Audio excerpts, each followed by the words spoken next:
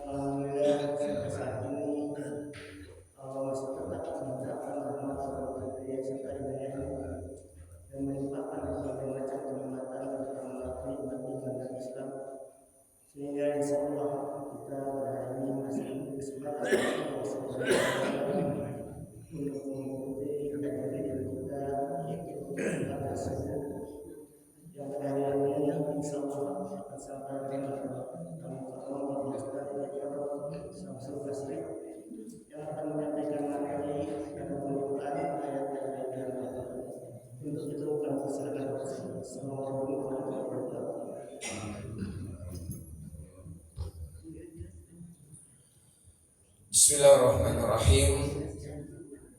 Assalamualaikum warahmatullahi wabarakatuh. Alhamdulillah. Alhamdulillahirabbil alamin.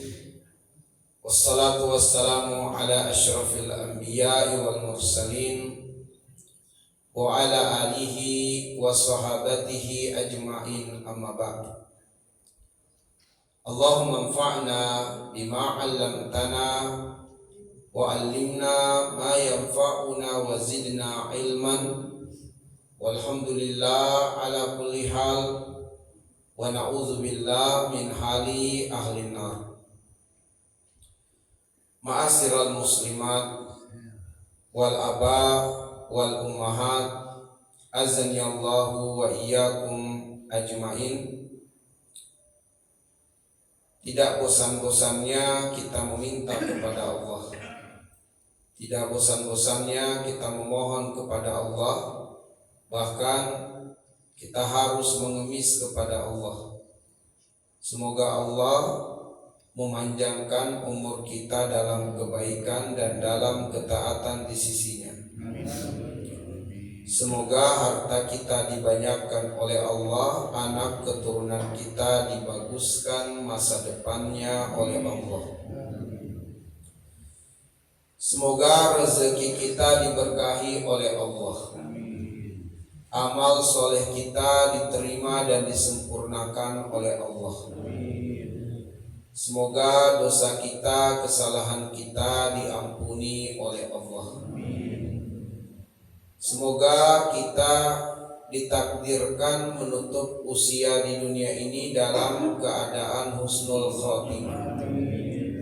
Dan semoga kita semua dimudahkan berkumpul bertetangga di tempat terbaik di akhirat, di dalam surga Allah Subhanahu wa taala, sebagaimana kita dimudahkan berkumpul di tempat yang kita cintai ini, Masjid Al-Hidayah.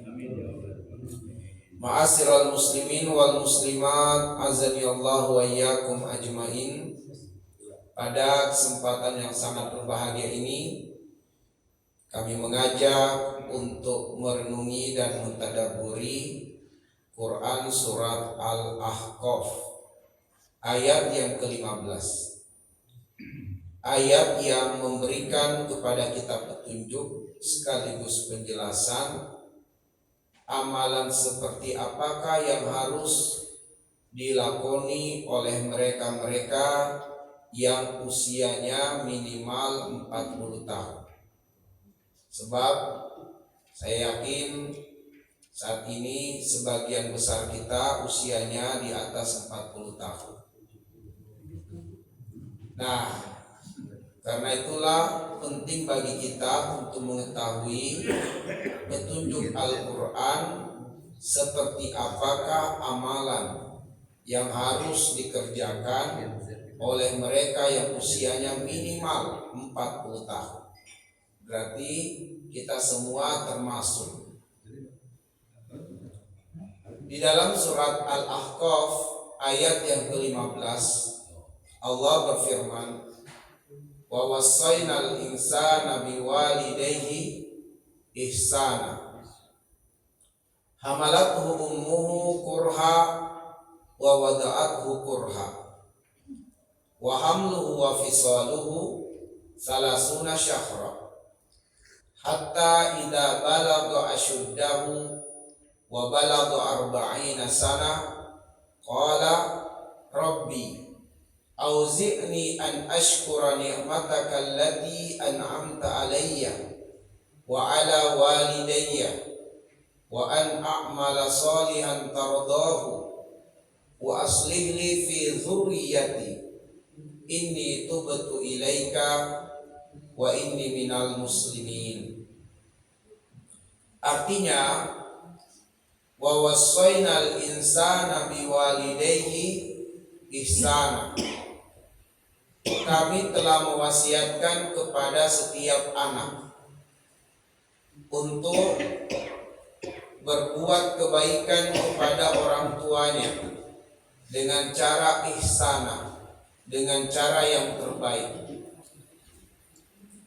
Hamalathu ummuhu kurha wa wada'athu kurha.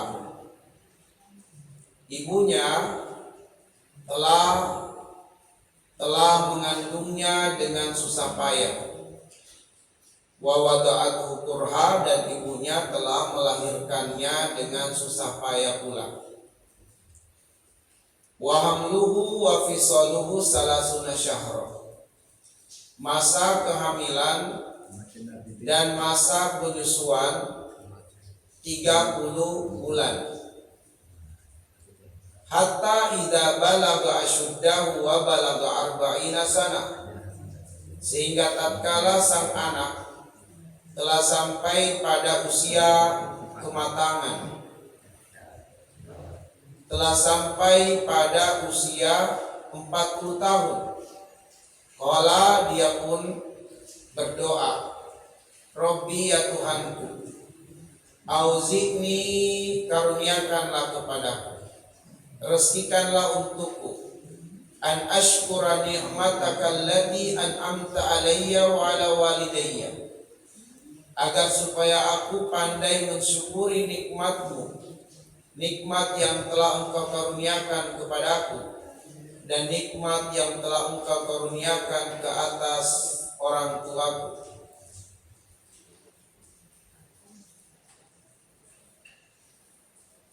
Dan berikanlah kepadaku nikmat untuk mengerjakan amal soleh yang telah engkau ridhoi,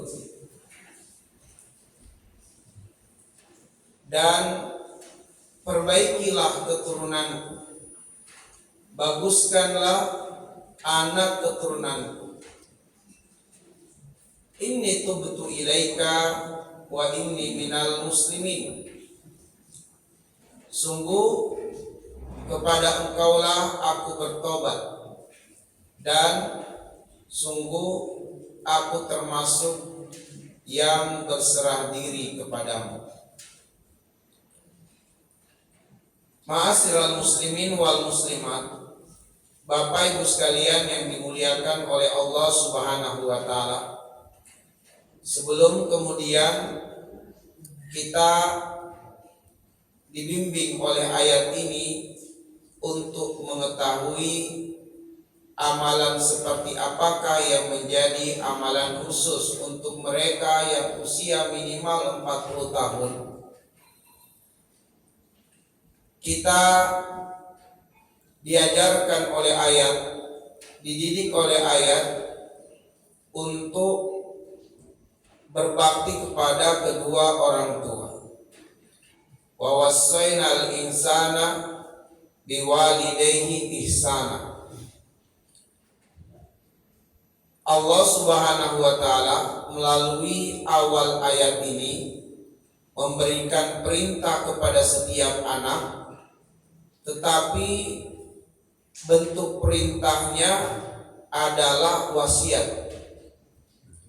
Allah berwasiat kepada setiap anak untuk berbakti kepada kedua orang tua. Tatkala kita mendapati orang tua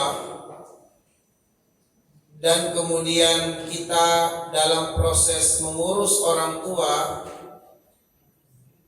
mungkin saja di sana ada rasa berat di hati.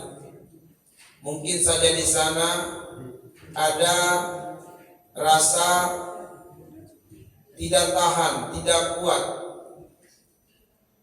tidak bisa bersabar. Maka ingatlah satu hal, bahwa Allah Subhanahu wa taala mewasiatkan kepada setiap kita untuk berbuat baik kepada kedua orang tua. Yang membuat kita harus bisa bersabar menghadapi orang tua adalah karena wasiat Allah Subhanahu wa taala. Wa wassaynal insana biwalidayhi ihsana. Dan Allah mewasiatkan kepada setiap anak itu untuk berbuat ihsan kepada orang tuanya. Apa itu berbuat ihsan? Berbuat kebaikan dengan cara yang paling terbaik. Itulah arti dari ihsan. Berbuat kebaikan dengan cara yang paling terbaik. Allah Subhanahu wa taala paling mengerti perasaan setiap orang tua, yang terkadang para anak tidak memahami perasaan orang tuanya, sehingga seringkali anak itu bukan membahagiakan orang tuanya, malah menggores luka di hati orang tuanya. Tapi Allah lah yang sangat mengerti perasaan orang tua, dan sebab itulah Allah mewasiatkan kepada setiap anak untuk berbakti kepada kedua orang tuanya. Suatu ketika seorang pemuda, dia menggendong ibunya dari Yaman untuk melakukan ibadah haji. Dari Yaman, sang pemuda ini menggendong ibundanya untuk melakukan ibadah haji. Sampai selesai rangkaian ibadah haji, sang pemuda terus mendampingi sang bundanya. Dia menggendong sang bunda, dan setelah selesai tahallul, dia kemudian mendatangi Imam Sufyan As-Tsauri rahimahullah ta'ala. Beliau bertanya kepada Imam, "Ya Imam, sungguh aku telah menggendong ibuku dari Yaman sampai ke Mekah untuk menjalankan ibadah haji, hingga selesai semua rangkaian rukun haji. Apakah perbuatanku ini telah bisa membalas kebaikan bundaku selama ini? Kata Imam Sufyan Ats-Tsauri rahimahullahu ta'ala, satu kali pembukaannya saat engkau dilahirkan itu belum terbayar dengan kebaikan yang telah kamu lakukan itu. Sedangkan ketika anak akan dilahirkan di muka bumi ada 10 pembukaan. Satu pembukaan saja, kata Sufyan Ats-Tsauri rahimahullah ta'ala, satu pembukaan ibumu saat engkau akan dilahirkan itu belumlah terbayar dengan semua kebaikan yang engkau lakukan. Imam Asy-Syafi'i rahimahullah ta'ala ketika ditanya tentang seorang pemuda yang benar-benar mengabdikan hidupnya mengurus ibunya yang sudah tua sampai ibunya meninggal dunia. Sang pemuda tidak pernah meninggalkan ibundanya. Dia mengurus ibundanya, dia mengurus bapaknya, sampai kemudian keduanya meninggal dunia dalam pemeliharaannya, dalam pengurusannya, dalam perhatiannya. Setelah keduanya wafat, sang pemuda bertanya kepada Imam Asy-Syafi'i rahimahullah ta'ala terkait perbuatannya mendampingi, mengurus ayah bundanya sampai akhir hayatnya. Apakah itu sudah dapat membalas kebaikan ayah bundanya kepada dirinya? Kata Imam Asy-Syafi'i rahimahullah ta'ala, setetes ASI ibumu belumlah terbayar dengan kebaikan yang telah kamu lakukan.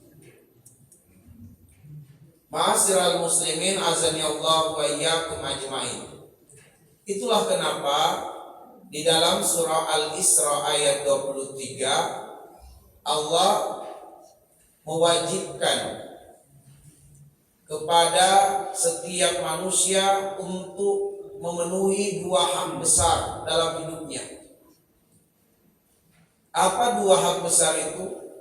Allah berfirman, wa qadara rabbuka alla ta'budu illa iyyahu wa bil walidaini ihsana. 2 hak besar itu, yang pertama adalah haknya Allah dan yang kedua adalah haknya orang tua. Itu adalah hak terbesar yang harus ditunaikan oleh setiap anak di muka bumi. Yang pertama adalah haknya Allah, bahwa haknya Allah adalah al-ma'bud, harus disembah. Haknya Allah adalah ditauhidkan, tidak boleh disekutukan. Itu hak terbesar Allah atas hambanya. Setelah hak Allah, Allah kemudian menyebutkan hak kedua yang wajib dipenuhi oleh setiap manusia, oleh setiap anak, yaitu haknya orang tua. Bahwa orang tua berhak untuk mendapatkan perlakuan ihsan dari setiap anaknya. Dan perlakuan ihsan itu adalah perbuatan kebaikan dengan cara yang paling terbaik. Itulah ihsan. Perbuatan kebaikan yang dilakukan oleh anak dengan cara yang paling terbaik, itulah ihsan. Andaikan seorang anak bisa mempersembahkan kebaikan kepada ibu bapaknya sebesar 100%, tetapi yang dia hadirkan, yang dia datangkan, yang dia lakukan hanyalah 80%, maka sang anak itu telah berbuat baik tapi belum berbuat ihsan. Karena dia mampu berbuat 100% kebaikan, tapi yang dia berikan 80%. Maka anak itu telah berbuat baik tapi belum berbuat ihsan. Sebab ihsan itu berbuat kebaikan dengan cara yang paling terbaik. Ada sebuah kisah, dan ini kisah nyata, disampaikan kepada kami. Ada seorang ibu, suaminya sudah meninggal. Seorang ibu usianya sudah sangat perlu untuk diurus oleh anaknya. Anaknya hanya 2, laki dan perempuan. Konon sang ibu ini adalah termasuk warga terkaya di Padang. Suaminya juga Allah yarham terkaya di Padang. Di antara warga yang terkaya di Padang, bukan hanya satu-satunya yang paling kaya, terkaya ya, di antara warga yang terkaya. Dan anak-anaknya laki dan perempuan hanya 2. Akhirnya kemudian terwariskan kekayaan yang banyak dari ayahnya dan juga dari harta ibunya, yang dimana ibunya sudah tidak bisa lagi mengelola dan mengurus sejumlah bisnis. Ibunya sudah lansia, sangat-sangat tua, sudah sangat butuh perhatian dari orang tua, dari anak-anaknya, mohon maaf. Sebab berjalan saja sudah kesulitan, bahkan untuk mengurus dirinya, membersihkan tubuhnya dari kotoran-kotoran itu perlu diurus. Sudah tak kuasa dia melakukannya sendiri. Anak-anaknya orang yang sangat mapan karena mendapatkan warisan kekayaan. Tapi kemudian sang anak ini, dua-duanya laki dan perempuan, karena mereka mungkin telah berkeluarga, tak satu pun dari mereka yang mau mengurus ibunya. Tak satu pun dari mereka yang mau mengurus ibunya. Tak ada yang mau ibunya tinggal bersama dengannya sebab khawatir merepotkan dan menyusahkan. Mereka karena memiliki uang yang banyak, lebih siap untuk memasukkan ibunya ke panti jompo atau ke pesantren lansia dengan bayaran berapapun dia siap. Yang penting ibunya tidak membersamai kehidupannya di dalam rumah tangganya. Maka kami termasuk yang diminta untuk mencarikan pesantren lansia untuk bunda tersebut. Kenapa? Karena anaknya nggak mau mengurusnya, nggak mau, takut merepotkan katanya. Lebih baik dia bayar mahal. Nah inilah kita katakan, dia bayar mahal untuk kemudian memasukkan ibunya ke panti jompo atau ke pesantren. Mungkin saja sebagian orang ini kebaikan, tapi belum ihsan.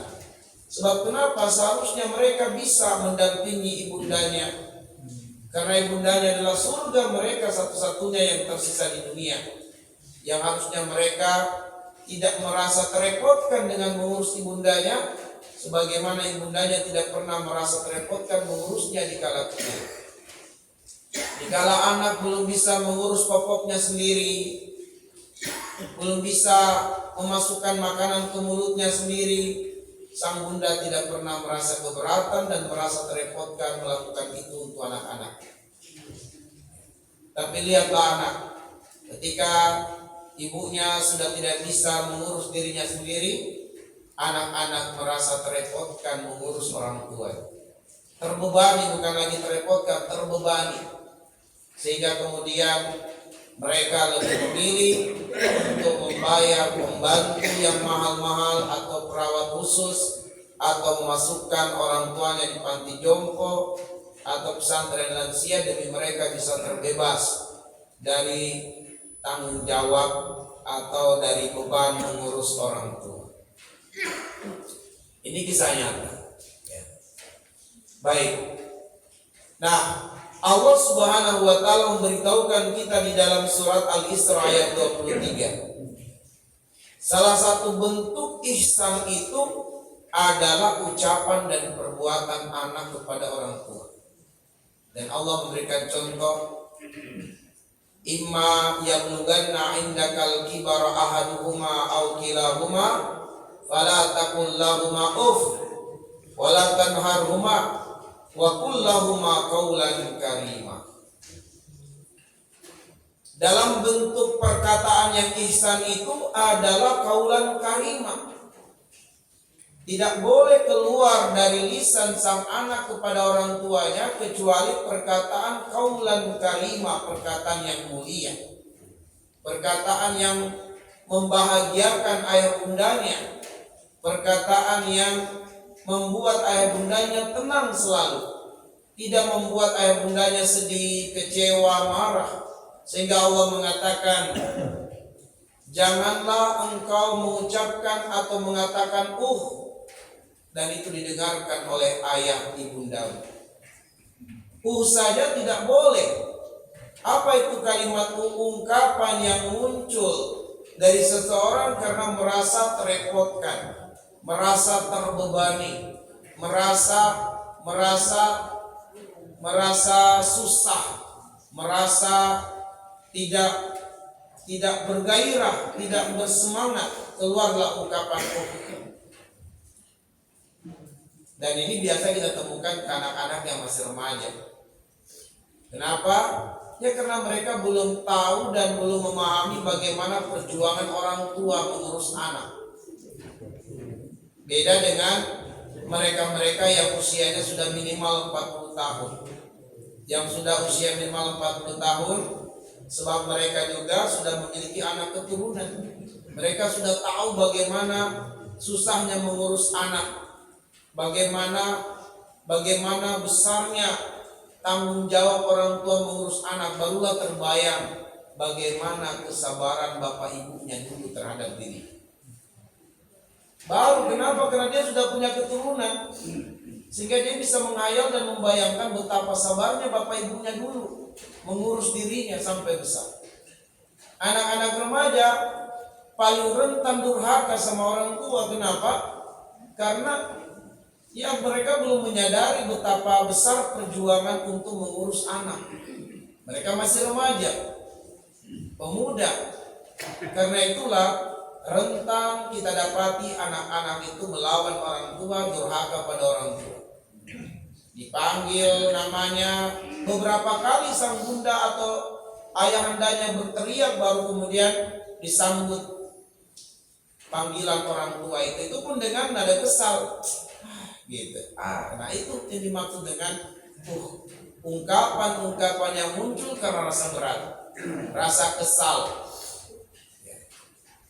Dia penuhi panggilan tapi disertai dengan nada kesal. Maka Allah mengatakan, wala taqul lahuma janganlah kamu katakan kepada keduanya Itu akan menggores luka di hati orang tua. Yang parah kalau memarahi orang tua, bertengkar dengan orang tua, sampai menunjuk-nunjuk orang tua. Nauzubillah. Allah mengatakan, wala tanharhuma, janganlah kamu berlaku kasar kepada bapak ibu. Jangan lawan bapak ibu. Sebab begitu kemudian kita melawan mereka, pasti suara kita akan naik. Bahkan mungkin suara kita akan mengalahkan suara orang tua kita. Bahkan mungkin dengan mata yang melotot ke arah orang tua kalau marah. Dan saya pernah melihat langsung seorang ibu yang memarahi ibunya. Ibunya sudah tua, sudah jadi nenek ibunya. Nah si ibu ini dia bertengkar dengan ibundanya. Dan kebetulan saya lewat, saya lihat. Nah itu dia sampai nunjuk-nunjuk ibunya. Ya saya tahu itu adalah ibu kandungnya. Dia tunjuk-tunjuk ibu kandungnya. Dikatakan orang tua bodoh dan seterusnya. Nauzubillah, sampai bundanya itu meneteskan air mata. Sebab anaknya memang PNS, ibundanya seperti pembantu saja di rumah itu. Dikatakan bodoh. Tetangga-tetangga yang ikut melihat karena suara keras memarahi ibundanya hanya bisa menonton dan melihat. Ya, tidak ada yang bisa melerai karena katanya itu sudah biasa. Sudah biasa dia memarahi ibunya seperti itu. Ya. Saya pun kala itu tak punya kuasa, hanya bisa lewat saja melihat dan sedih, tapi tak berdaya untuk melerai karena orang tua juga yang memarahi ibunya. Nauzubillah. Allah mengatakan wa qul lahuma qawlan karima, katakan kepada keduanya perkataan yang paling mulia. Itu dari sisi ucapan. Dari sisi perbuatan Allah mengatakan waqfid lahuma janaha zulli minar rahmah. Di hadapan orang tuamu rendahkan dirimu. Mungkin engkau adalah pejabat, mungkin engkau adalah PNS, mungkin engkau adalah pengusaha, mungkin engkau adalah seorang businesswoman, mungkin engkau berharta, sedangkan bapak ibumu hanyalah seorang petani biasa di kampung yang terpencil di sudut kota. Tapi tatkala engkau berhadapan dengan bapak ibumu, Allah mengatakan waqfid lahuma janaha zul. Rendahkan dirimu di hadapan orang tuamu. Buang rasa banggamu dengan dunia. Buang kehebatanmu terhadap dunia ketika engkau berada di hadapan orang tua. Rendahkan dirimu di hadapan orang tuamu sebagai bentuk perhatianmu dan kasih sayangmu terhadap orang tua. Karena itulah seorang anak jangan dia berada pada posisi lebih tinggi daripada bapak ibunya. Bapak ibunya duduk di lantai, anak duduk di kursi, gak boleh. Bapak ibunya duduk, dia berdiri, gak boleh. Diajak ngomong dia berdiri, bapak ibunya sedang duduk, harus duduk. Ini yang banyak dilanggar oleh para remaja karena mereka belum mengerti. Bukan belum mengerti, terlambat mengerti. Bukan terlambat mengerti, banyak remaja nggak mau belajar, nggak mau tahu hak-hak orang tua. Nah, Imam Malik rahimahullah taala, Imam Abu Hanifah rahimahullah taala punya murid yang terkenal bernama Abu Yusuf. Suatu ketika Imam Abu Hanifah didatangi oleh ibundanya. Ibundanya mendatangi Imam Abu Hanifah dan berkata kepada anaknya, "Wahai anakku, ibumu ini punya pertanyaan dan ibumu berharap engkau bisa memberikan jawaban." Lalu ibundanya menyampaikan pertanyaan. Maka Imam Abu Hanifah berkata, "Wahai ibuku, tunggulah sesaat. Aku berharap ibu sudi untuk menunggu saya. Izinkan saya keluar sesaat menemui muridku." Maka ibunda mengatakan, "Baiklah, aku menunggumu." Maka Imam Abu Hanifah terburu-buru berlari keluar. Menuju kemana? Ke rumah muridnya Abu Yusuf. Dia minta kepada muridnya, "Wahai Abu Yusuf, aku berharap engkau menemaniku untuk ke rumahku." Kata Abu Yusuf, "Wahai guru, tak perlu engkau berlari-lari seperti ini. Engkau cukup mengutus orang, aku pasti datang ke rumahmu."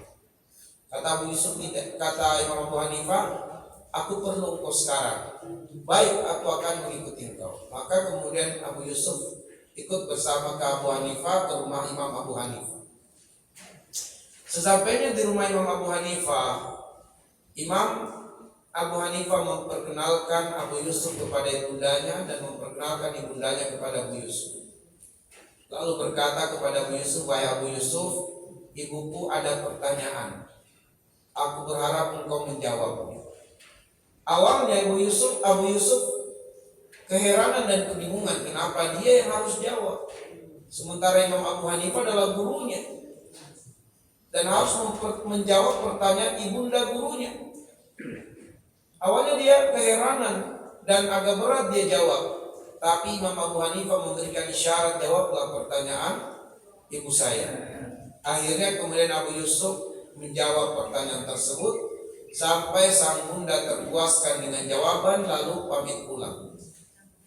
Setelah itu Abu Yusuf bertanya kepada gurunya, "Wahai guruku, aku bingung dan penuh keheranan. Kenapa aku yang harus jawab pertanyaan ibu kamu? Padahal tentu engkau lebih layak dan lebih pantas menjawab pertanyaan ibu engkau sendiri." Apa kata Imam Abu Hanifah? "Aku khawatir kalau aku yang menjawab pertanyaan ibuku, seolah-olah aku adalah guru dan ibuku adalah murid. Aku tidak ingin memposisikan diriku lebih tinggi daripada ibu. Karena itu aku memintamu untuk menjawab pertanyaan dari ibu, supaya tidak terkesan aku menggurui atau mengajari ibu. Lihatlah bagaimana Imam Abu Hanifah rahimahullah ta'ala dalam merendahkan diri di hadapan ibundanya.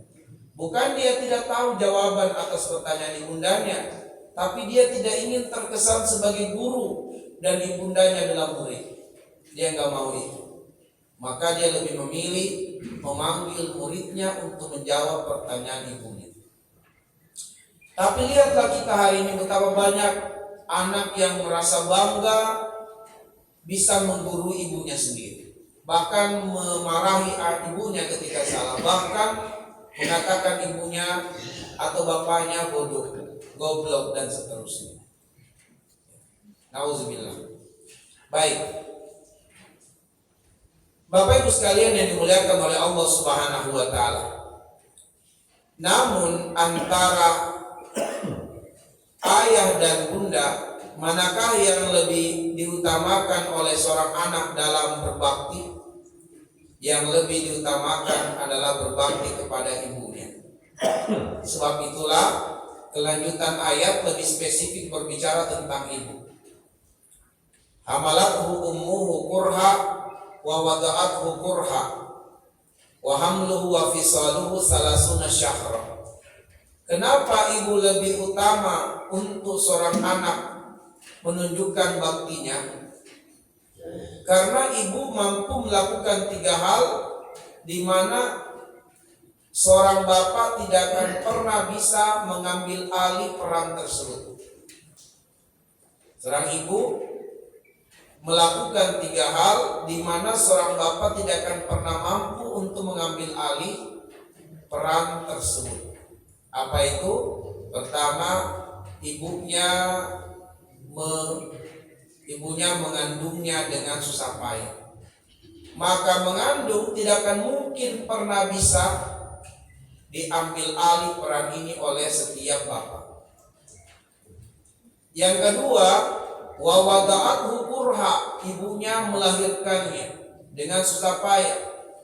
Peran melahirkan juga tidak akan pernah dilakukan oleh seorang ayah. Hanya ibu yang menjalankan peran melahirkan.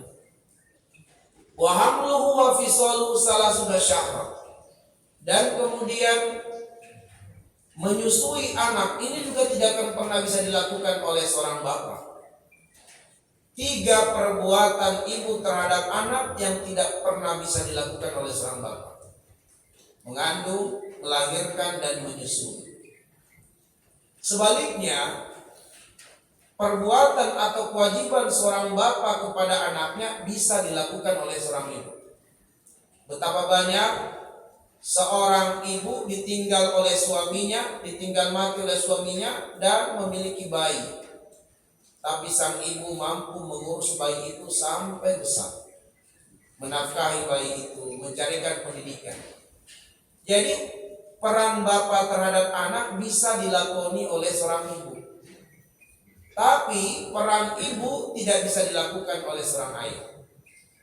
Jangan lupa Ismail tumbuh besar tidak dalam pendampingan Nabiullah Ibrahim alaihissalam, tapi Hajar alaihissalam yang mengurus Ismail ketika masih merah. Meskipun tanpa pendampingan suami, dia bisa membesarkan Ismail menjadi pribadi yang hebat. Nah, karena itulah kemudian seorang anak wajib untuk memuliakan ibundanya lebih utama dibandingkan ayahandanya.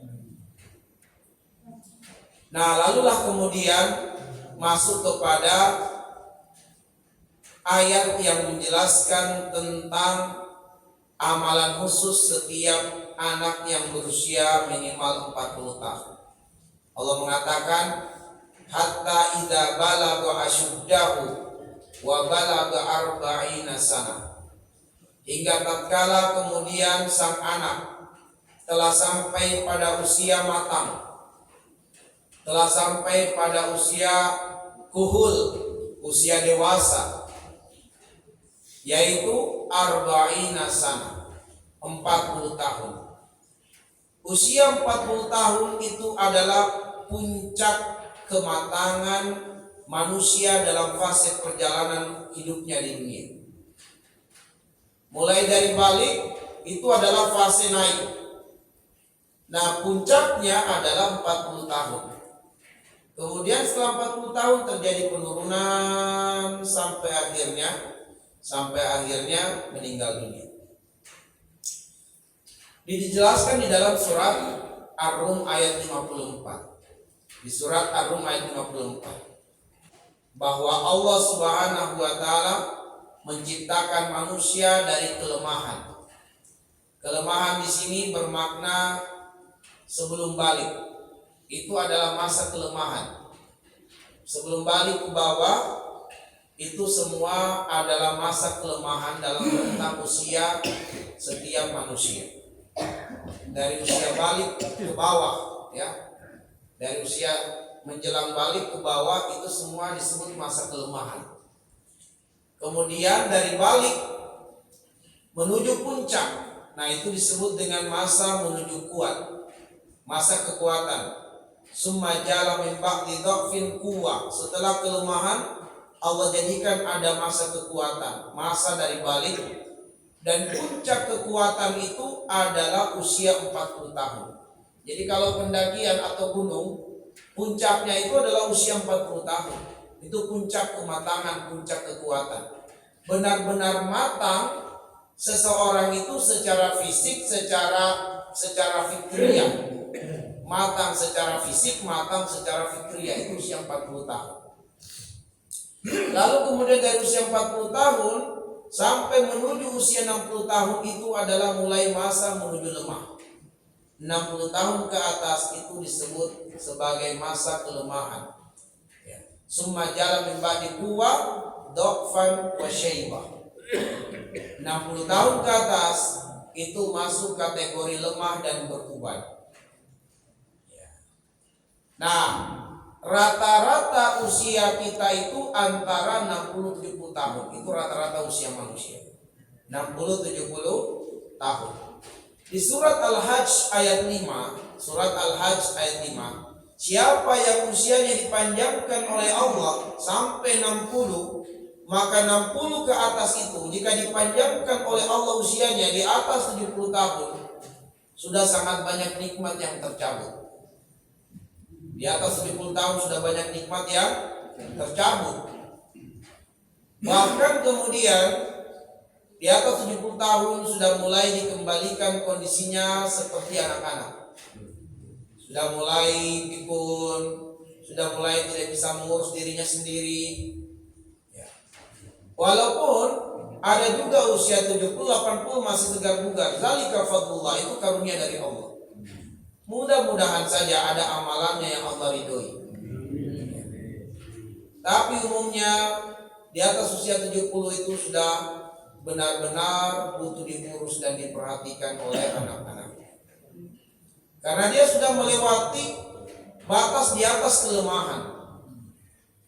Masa kelemahan atau masa di mana rata-rata seseorang akan meninggal dari ditinjau dari sisi umur itu 60-70 tahun. Itulah rata-rata umur umat Nabi Muhammad SAW, 60-70 tahun. Lewat daripada itu akan mulai dikembalikan kondisinya pada masa kanak-kanak. Surat Al-Hajj ayat yang kelima. Al-Hajj ayat yang kelima. Di perumahan Budi Agung ada seorang bunda usianya 95 tahun. Itu sudah benar-benar tidak bisa mengurus dirinya sendiri, masih hidup, alhamdulillah. Anaknya lah yang kemudian dengan sabar dan setia mengurusnya. Setia banget. Anak ibunya ini yang usia 95 tahun sudah berhalusinasi tingkat tinggi. Berhalusinasi tingkat tinggi. Saya tidak perlu menyebutkan contoh halusinasi, tapi sudah berhalusinasi tingkat tinggi. Nah, tapi Allah takdirkan masih hidup. Tapi ada juga di satu masjid di daerah Kebun Pedas, ada masjid Mambaul Ilmi. Tapi Allah ya sudah meninggal si kakek itu. Usianya waktu itu saya jumpai usianya 102 tahun. Masih kuat ke masjid tanpa tongkat. Walaupun dia jalan bungkuk tapi tidak pakai tongkat dia berjalan. Giginya sudah tidak ada tapi ngomongnya masih jelas, masih fasih. Artinya kita itu kalau ngomong masih bisa ngerti bahasanya walaupun tidak ada giginya. Kemudian ingatannya masih kuat. Ingatan masih kuat. Tidak pikun. Waktu itu saya ketemu Ramadan 3 tahun yang lalu. Saat itu usianya sudah 102 tahun ketika saya jumpai. Ya, tapi setelah itu meninggal dunia. Ya, beberapa bulan setelah saya jumpai itu. Nah, saya cerita waktu itu pada subuh. Setelah saya isi kajian subuh, saya bertanya, apa ini amalan khususnya? Apa rahasianya sehingga Allah karuniakan kakek nikmat yang seperti ini? 102 tahun berjalan tanpa tongkat, ingatannya kuat, bicaranya masih fasih, masih kita mengerti gitu. Dia mengatakan di antara kebiasaannya dari muda, saya nggak tahu mudanya itu maksudnya kapan itu muda, SMA atau kuliah, dia cuma bilang sejak saya muda sampai hari ini, sampai hari yang saya jumpai waktu itu, saya belum pernah putus baca Quran 2 juz per hari. Matanya itu nggak pakai kacamata, terang kelihatan. Dia mengatakan sejak muda sampai kala waktu yang saya temui itu, dia mengatakan dia belum pernah putus baca Quran 2 juz per hari. Ya. Allah wa'ala bishawab, itulah karunia Allah. Dan memang kata para ulama, di antara keutamaan orang yang membaca Al-Quran itu adalah yang yahfadzu al-jisma, menyehatkan badan, kemudian yubzi al-aqla, nutrisi bagi akal, sehingga tidak kena pikun dan sehat secara fisik. Nah, dan masya Allah lagi tidak ada pantangannya makanan. Ya, luar biasanya dengan izin Allah tidak ada pantangannya makanan. Pokoknya daging-dagingnya disikat dia kalau ada. Jadi kalau diundang acara makan dia, makan. Jadi paling sepuh di situ. Nah, tapi sudah meninggal beliau, yang sudah meninggal. Ini 3 tahun lalu saya cerita. Baik. Nah, jadi ma'asyiral muslimin wal muslimat azani Allah wa iyyakum ajmain. Sepertinya untuk pembahasan tentang amalan khusus untuk usia 40 tahun minimal ini kita akan bahas nanti insyaallah di bulan mendatang. Sebab sepertinya nggak akan cukup waktu untuk kita bahas. Dan kalau ada hal-hal yang pengen didiskusikan, ditanyakan, fa alaihi yatafaddal maskura ma'jura.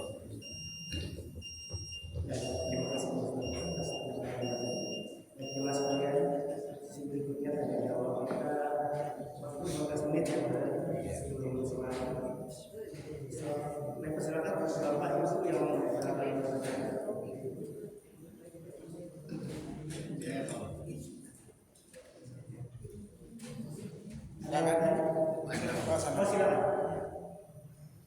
Assalamualaikum Ustaz.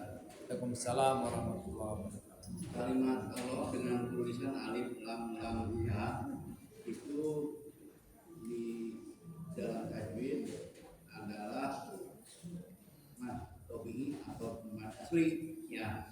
Yang mana Pak? Alif Alif lam lam itu roh ya. lafaz Allah. Lafaz Allah tulisannya alif lam ha. Di situ ada tasjid dan sidahnya adalah berdiri. Menurut yang saya ketahui di dalam tajwid itu adalah mad asli atau mad tabi'i, ada 2 harakat bacanya. Tetapi di dalam prakteknya ada beberapa yang mengucapkan sampai 6 harakat lebih. Misalnya Dalam takbir, dalam ajar, terus dari sujud ke rakaat berikutnya. ya. Wow, itu apa namanya Ustaz itu? Baik. Bismillah. Bismillahirrahmanirrahim. Wassalatu wassalamu ala asyrafil anbiya'i wal mursalin wa ala alihi wa sahabati ajma'in amma ba'd. Nah, jadi ketika kemudian membaca Al-Quran, maka memang Allah perintahkan waratil Qur'ana tartila. Dan tartil di situ adalah dengan kaidah. Maka bacaan tartil itulah disebut dengan murattal. Murattal. Bacaan berdasarkan kaidah, tajwid, makhraj dan sifat. Adapun kemudian di luar dari pembacaan Al-Quran tidak berlaku kaidah itu. Seperti azan, Allah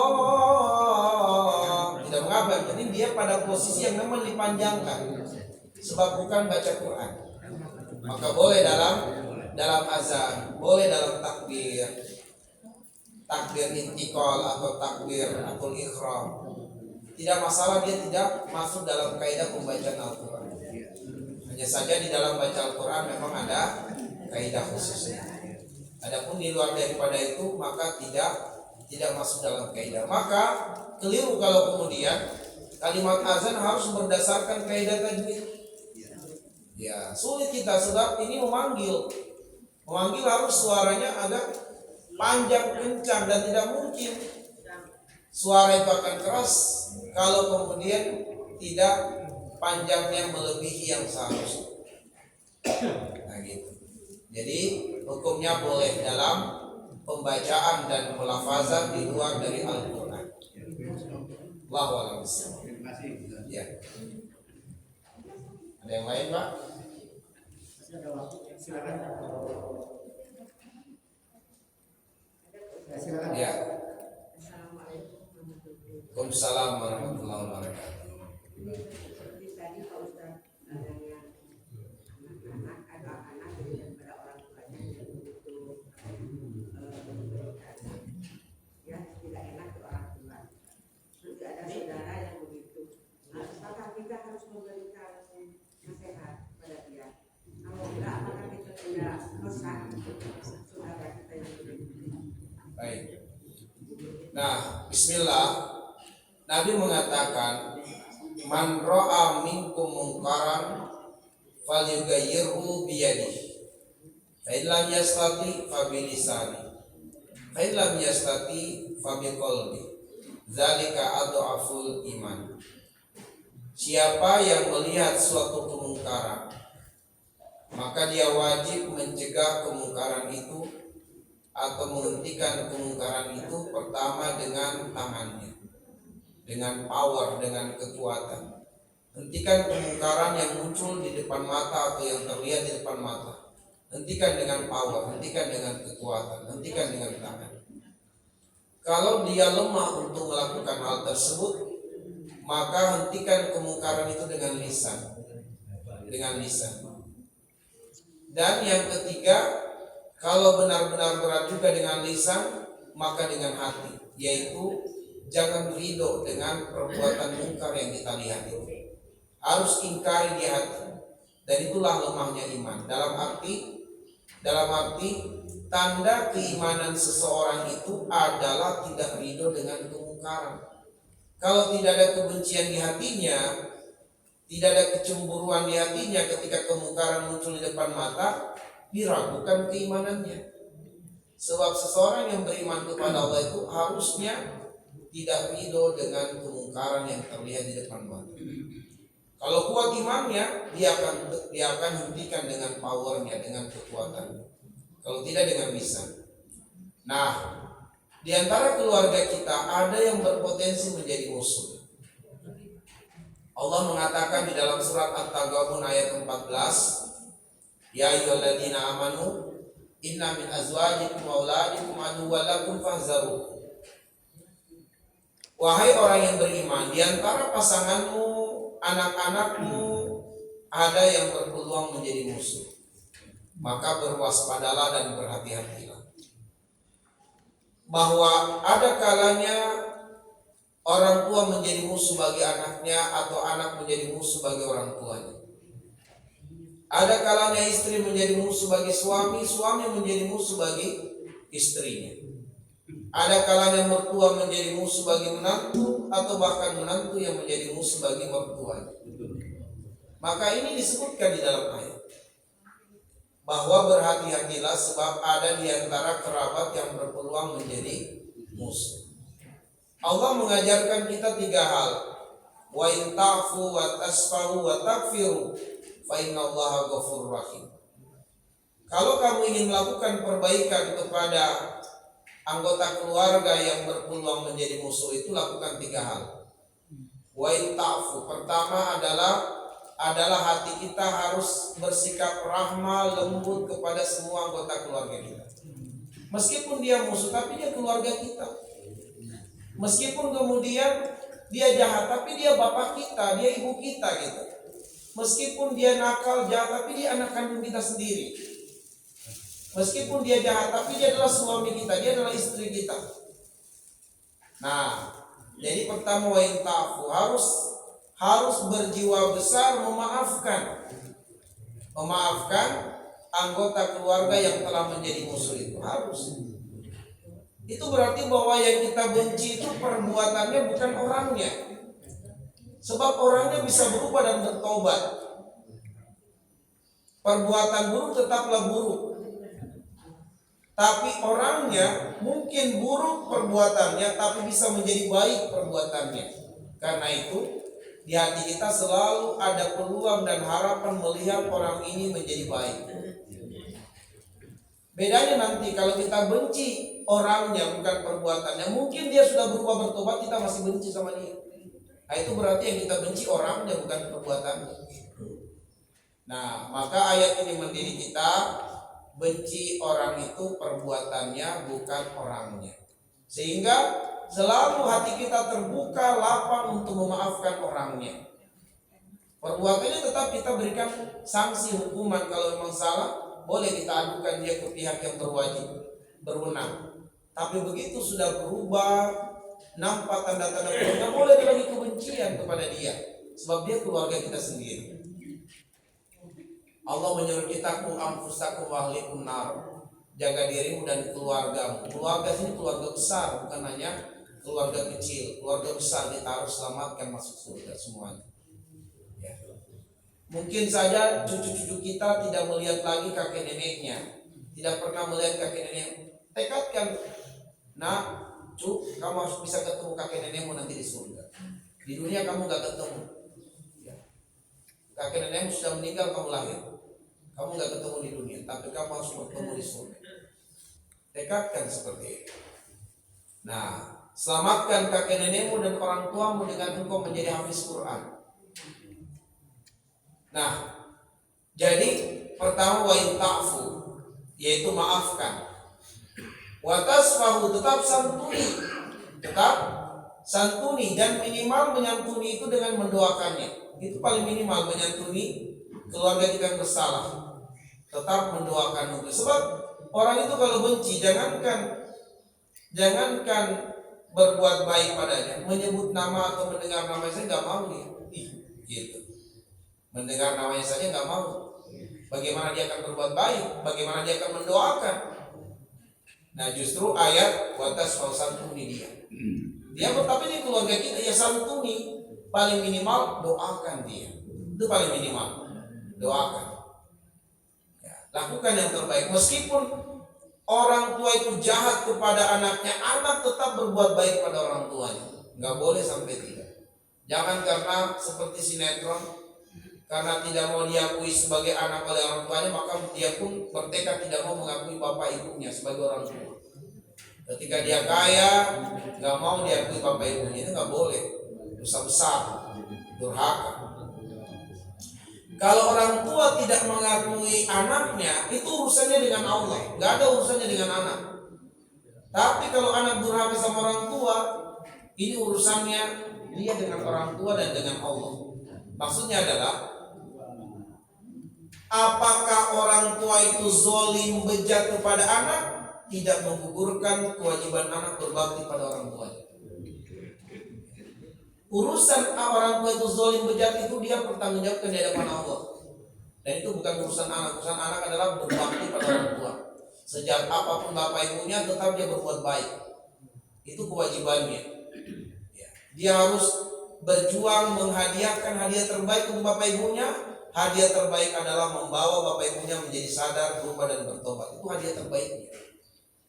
Dan hadiah setelah itu adalah dia penuhi hajat dunianya. Mudah-mudahan dengan hajat dunia yang dia berikan kepada bapak ibunya mau meninggalkan kesyirikan, bapak ibunya mau meninggalkan perjudian, bapak ibunya mau meninggalkan perbuatan haram, perbuatan zalim.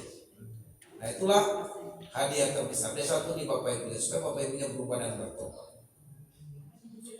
Karena di antara penyebab besar rusaknya hubungan keluarga itu adalah harta.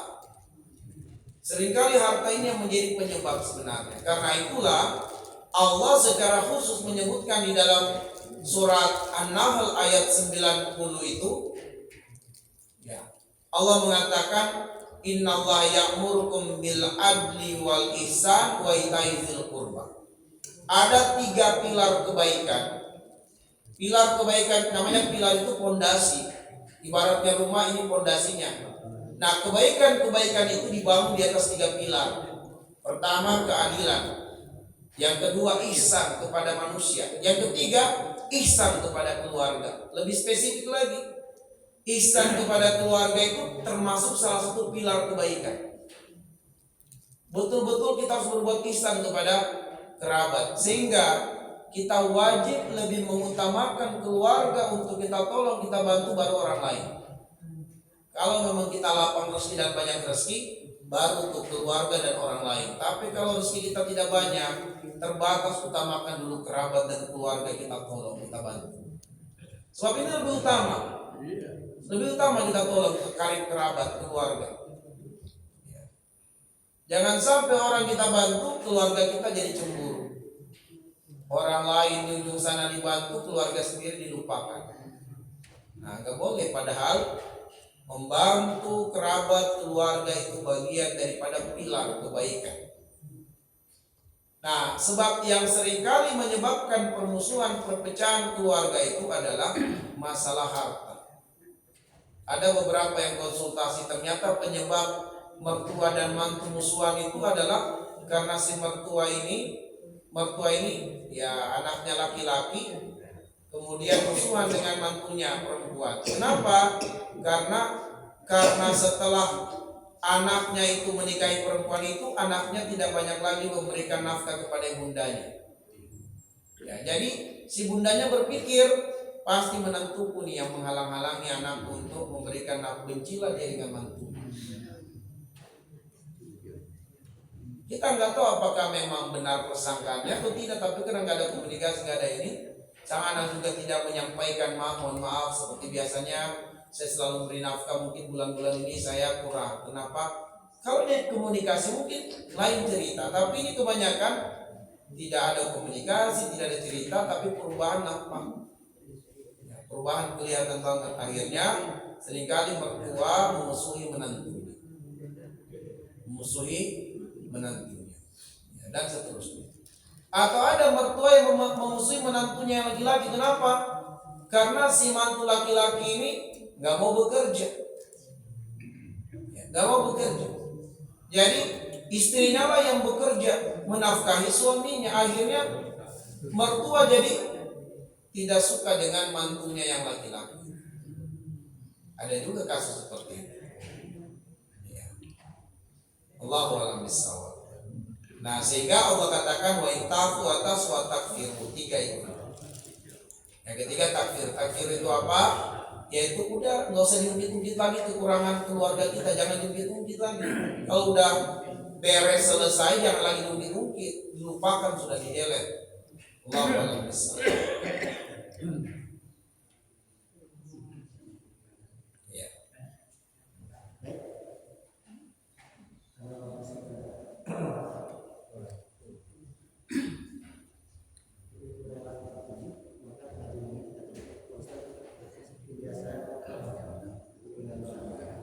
Sebelumnya kami sebelum memulai acara kami mohon maaf atas sebesar-besarnya.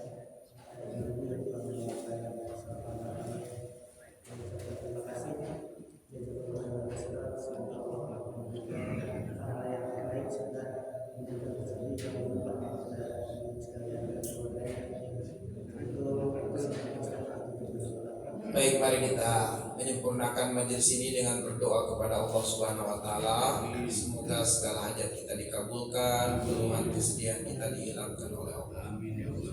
Amin ya Allah ya Rahman ya Rahim, ya Malik ya Qudus ya Salam, ya Mu'min ya Muhaimin ya Aziz, ya Jabbar ya Mutakabbir ya Ghaffar ya Razzaq. Alhamdulillahi Rabbil Alamin, hamdan syakirin, hamdan na'imin, hamdan yuwafi ni'amahu wa yukafi mazidah. Ya Rabbana walakal hamdu kama yanbaghi li jalali wajhika wal karim wa azimi sultanik. Allahumma salli ala Muhammadin wa ala alihi wa ashabihi ajma'in, amma ba'du. Allahumma arhamna bil Qur'an waj'alhu lana imaman wa nuran wa hudan wa rahmah. Allahumma dzakkirna minhu ma nasina wa 'allimna minhu ma jahilna warzuqna tilawatahu ana al-layli wa atrafan nahar waj'alhu lana hujjatan ya rabbal alamin. Allahumma aslih lana dinana alladhi huwa ismatu amrina wa aslih lana dunyana allati fiha ma'ashina wa aslih lana akhiratana allati fiha ma'aduna waj'alil hayata ziyadatan lana fi kulli khair waj'alil mauta rahatan lana min kulli syarr. Allahumma ja'al khaira a'marina akhiraha wa khaira a'malina khawatimaha wa khaira ayyamina yawma nalqaka fihi. Allahumma inna nas'aluka ishatan haniyah wa mitatan sawiyah wa maraddan ghayra muhsin wala fadil. Allahumma inna nas'aluka tuqa wal huda wal afafa wal ghina wal mauta fil iman wal islam. Allahumma a'inna ala dzikrika wa syukrika wa husni ibadatika. Allahumma ja'alna muqimis salah wa min dzurriyyatina rabbana wa taqabbal du'ana. Allahumma taqabbal minna salatana wa qiyamana wa ruku'ana wa sujudana wa qu'udana wa tadarru'ana wa takhashu'ana wa tamim tafsirana ya rabbal alamin. Allahumma ya muqallibal qulub qallib qulubana ala ta'atik. Allahumma ya musyarrifal qulub syarrif qulubana ala dinik. Allahumma yassir wa la tu'assir umurana. Allahumma sahhil ala kulli mu'sirin ya Allah ya rabbal alamin. Allahumma rabbana hab lana min azwajina wa dhurriyyatina qurrata a'yun waj'alna lil muttaqina imama.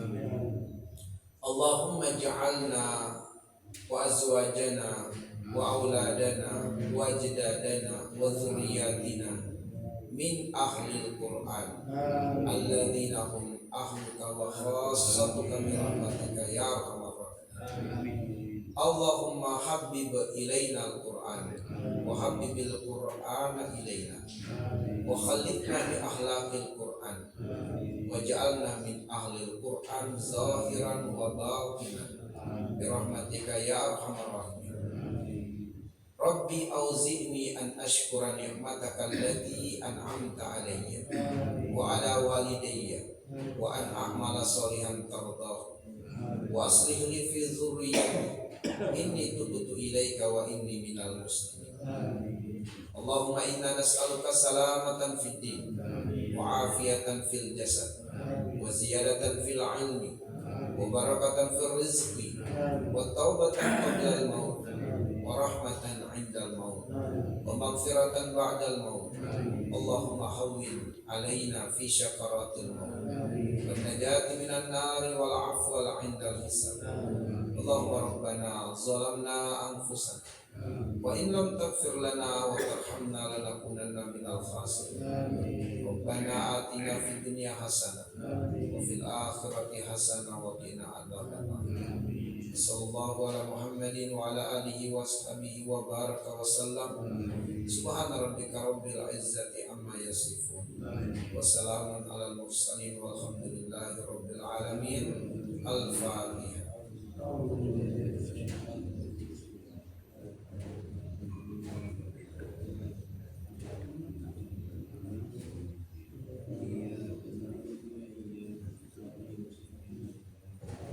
Amin ya Allah ya rabbal alamin.